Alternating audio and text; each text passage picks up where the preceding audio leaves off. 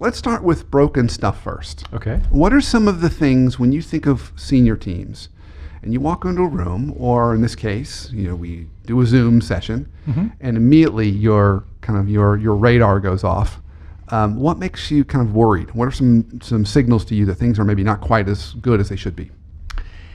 I find when the team is not able to really have open and honest conversations, my radar goes up that candor could be an issue on this team. You sense the vibe. There's very polite surface conversation, or maybe people aren't saying anything at all. And certainly when you get into the agenda of a meeting, you just find that they're just not really opening up and saying what needs to be said. So I think the lack of candor is something that I pick up on very quickly. And it's one of my favorite topics. It is. That's a big one. So I want to dig in a little bit more on that one. I know you've got more, but when you think about candor, is it candor about issues going on in the business?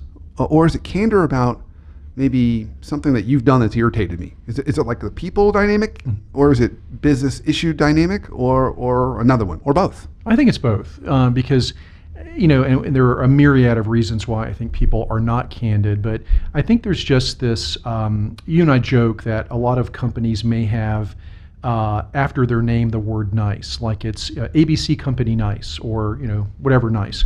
And sometimes within a company there's just this sort of expectation that we're not going to have the real conversations. We're not going to go there. We don't want to cause anyone to feel uncomfortable. We don't want to cause embarrassment. We don't want to put ourselves at risk by saying the difficult thing.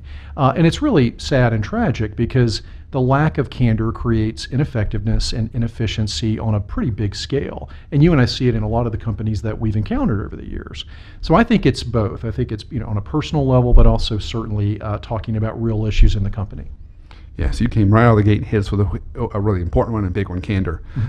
Any other things that you see when that kind of make your back of your hair stand up a little bit? This has been something that I really think has been significantly negatively impacted by COVID. I think relationships are deteriorating on executive teams, senior teams. And I can just pick up on the vibe. Now, you and I do so much of our work via Zoom, so we're watching the players, we're listening to them. But when we do our deep dive work and do our executive coaching work, whatever else we're doing behind the scenes, we often find that these teams are not really talking to each other. They're not really investing in each other. They're not really spending time getting to know what's going on in each other's lives. Now, as you and I would both agree, pre-COVID, you drop by someone's office. Let's go grab lunch in the cafeteria. Let's get a beer after work. And it was easy.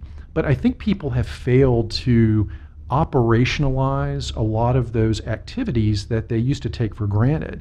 And what I see is a direct impact on teams when it comes to relationships. So because they're not investing the way they used to, you just see this slow deterioration happening. And I think the impact on relationships is significant. And I would tell you personally, in all the teams that I've seen us work with, I think it's an issue.